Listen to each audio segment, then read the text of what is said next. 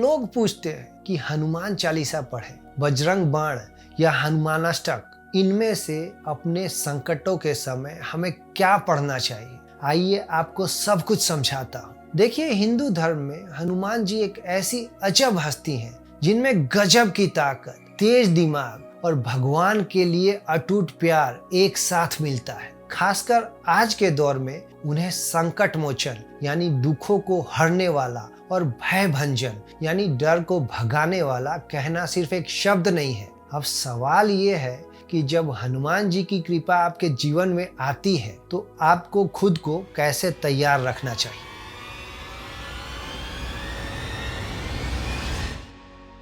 तो चलिए सबसे पहले इस संकट मोचन नाम को समझते हैं। हनुमान जी को ये नाम उनके उन कारनामों की वजह से मिला है जहां उन्होंने वो काम कर दिखाए जो सबको नामुमकिन लग रहे थे। संकट का सीधा सा मतलब है वो सिचुएशन जिसने आपको शरीर, दिमाग या रूह के लेवल पर बुरी तरह से जकड़ लिया हो, जैसे कोई जंजीर बंधी हो। और मोचन का मतलब है उस जंजीर को तोड़कर आपको आजाद कर देना। शास्त्रों की माने तो हनुमान जी भगवान शिव के 11वें रुद्र अवतार है और यही वजह है कि उनके पास हर तरह की बुरी एनर्जी को खत्म करने की कुदरती पावर है। उनकी ये ताकत सिर्फ शरीर की कुश्ती तक सीमित नहीं है, बल्कि वो बुद्धि के उस्ताद है, बात करने में माहिर है और मुश्किल वक्त में चीजों को कैसे संभालना है इसके सबसे बड़े एग्जाम्पल है। उन्हें अजर अमर होने का वरदान मिला है, जिसका मतलब है वो किसी पुराने जमाने की कहानी नहीं है, बल्कि वो आज भी काल और समय की सीमाओं से परे अपने भक्तों की चुपचाप रक्षा कर रहे हैं। वो आज भी हमारे साथ हैं, वो चिरंजीवी हैं। गहराई से सोचे तो संकट मोचन का मतलब सिर्फ परेशानी दूर करना नहीं है, बल्कि आपके अंदर ऐसी सूझबूझ जगा देना है जिससे आप मुसीबत की जड़ को ही उखाड़ फेंके।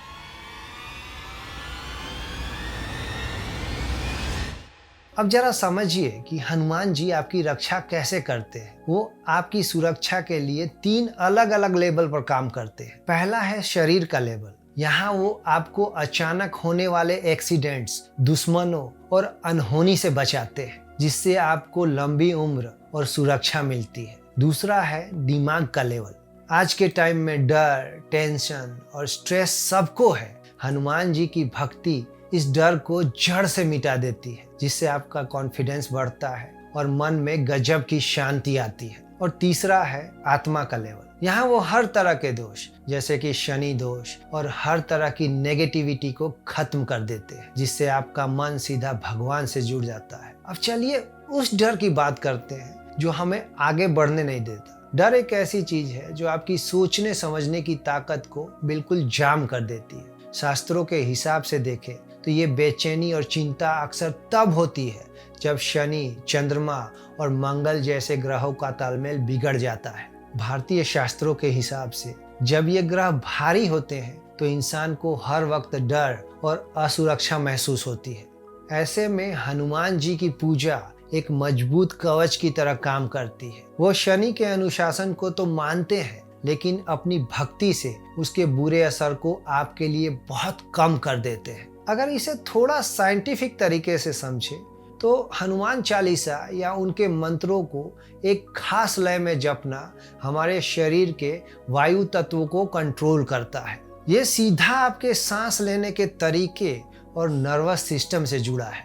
ये पूरी प्रोसेस दिमाग को शांत करती है और शरीर के उस हिस्से को जगाती है जो हमें स्थिरता और सुरक्षा महसूस कराता है। तो साइंटिफिकली भी ये प्रूवन है कि हनुमान चालीसा पढ़ने से हमें शांति मिलती है।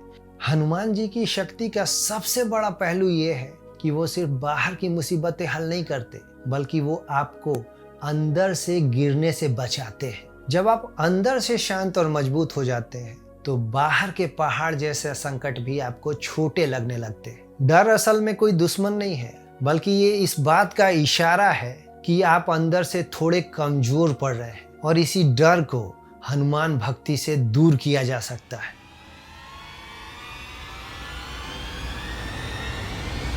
इसमें सबसे बड़ा रोल आपकी श्रद्धा, समर्पण और आपके अनुशासन का है। और इसमें सबसे पहली चीज है अखंड विश्वास। विश्वास वो ताकत है जो पत्थर में भी जान फूंक देती है। याद रखिए, जब हनुमान जी समुद्र लांघ रहे थे तो उन्हें अपनी ताकत पर नहीं बल्कि भगवान राम के नाम पर पूरा भरोसा था। एक भक्त को ये बात गांठ बांध लेनी चाहिए कि अगर संकट मोचन साथ है तब वो लड़ाई आपकी नहीं बल्कि भगवान की है। दूसरी बात है घमंड का खत्म होना। हनुमान जी के पास दुनिया भर की ताकत है, फिर भी वो खुद को सिर्फ एक छोटा सा सेवक ही कहते हैं। मतलब यही है कि आप अपने घमंड को छोड़ दें। जब भक्ति में कोई लालच या दिखावा नहीं होता तभी वो असर दिखाती है। अगर आप हनुमान जी की तरह सेवा का भाव मन में ले आए तो आपका मन कभी नहीं भटकेगा और आप मुसीबत के सबसे काले वक्त में भी पत्थर की तरह अडिग खड़े रहेंगे।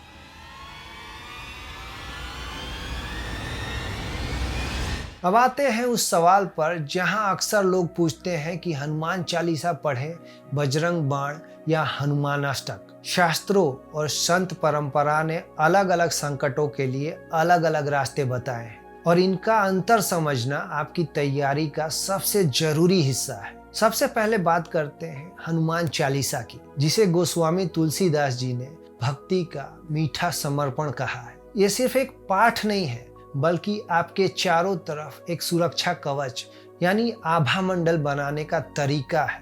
अगर आप रोजाना इसका पाठ करते हैं तो ये आपकी दिमागी उलझनों को खत्म करता है और शनि की 7.5 जैसे भारी वक्त में भी आपको टूटने नहीं देता। इसकी लय आपके दिमाग के उन हार्मोन्स को जगाती है जो तनाव को कम करते हैं। लेकिन जब मुसीबत बहुत बड़ी हो और जान पर बन आए तब काम आता है बजरंग बाण। इसे आप एक आध्यात्मिक मिसाइल समझ सकते हैं जो दुश्मनों और गंभीर बाधाओं पर सीधा और तेज हमला करती है। पर याद रखिए, ये एक उग्र पाठ है जिसे सिर्फ बहुत बड़े संकट में ही इस्तेमाल करना चाहिए और इसके लिए 41 दिनों का कड़ा अनुशासन और ब्रह्मचर्य का पालन करना जरूरी है। वहीं संकट मोचन हनुमानाष्टक वो चीज है जो हनुमान जी को उनके उन बड़े कामों की याद दिलाता है जहां उन्होंने खुद भगवान राम के संकट दूर किए थे। इसका हर छंद एक सवाल के साथ खत्म होता है जो भक्त के अंदर ये भरोसा भर देता है कि जब हनुमान जी ने देवताओं के काम बना दिए तो आपका संकट उनके लिए भला क्या चीज है। आखिर में बस इतना समझ लीजिए कि हनुमान जी की उपासना सिर्फ दुखों से बचने का कोई शॉर्टकट नहीं है बल्कि एक लाइफस्टाइल है। जब हम कहते हैं कि संकट मोचन आपके पास आ बैठे हैं तो इसका मतलब है कि अब दैवीय शक्ति आपके साथ खड़ी है, लेकिन उस शक्ति का फायदा उठाने के लिए आपको खुद को तैयार करना होगा। चाहे आप हनुमान चालीसा पढ़ें या समाज की निस्वार्थ सेवा करें, हनुमान जी की ऊर्जा हर उस जगह मौजूद है जहां सच, प्यार और समर्पण है। संकट मोचन की कृपा का असली अनुभव वही है जो आपके अंदर के डर को मारकर आपको एक वीर बना दे। तो चलिए इसी बात के साथ, बजरंगबली के नाम के साथ इस वीडियो को यहीं ख़त्म करता हूँ और आपसे मिलता हूँ अगले वीडियो में किसी ऐसे ही जानकारी भरे टॉपिक के साथ। जय बजरंगबली।